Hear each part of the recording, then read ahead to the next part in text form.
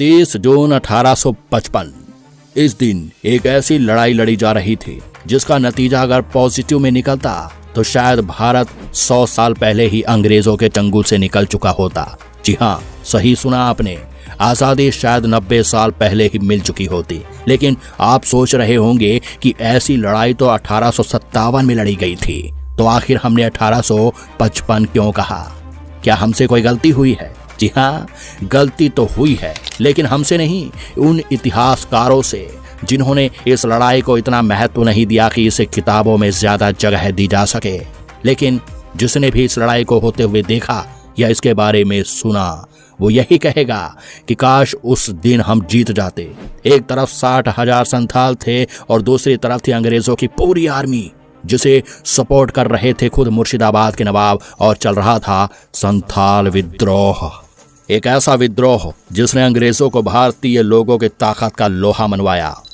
लेकिन इसी लड़ाई में अंग्रेज ये भी समझ चुके थे कि इंडिया को रूल करने का बस एक ही तरीका है, और वो है डिवाइड एंड रूल। लेकिन आखिर कैसे? कौन थे वो अपने जिन्होंने दिया था अंग्रेजों का साथ? तो हर सवाल का जवाब जानने के लिए वीडियो में अंत तक बने रहे। पहले समझते हैं आखिर कौन है संथाल। संथाल लोगों की एक जनजाति है जो कि 1790 तक बिहार, झारखंड और उड़ीसा के 5 जिलों में रहा करती थी। अगर नक्शे की मदद से इसको समझा जाए तो ये लोग पटना के दक्षिण में कटक, दालभूम, वीरभूम, मानभूम और हजारीबाग जिले में रहते थे। लेकिन 1790 तक ही क्यों? उसके बाद क्यों नहीं? क्योंकि उसके बाद उन्हें अंग्रेजों की मदद करने के लिए वहां से पुनर्स्थापित होना पड़ा।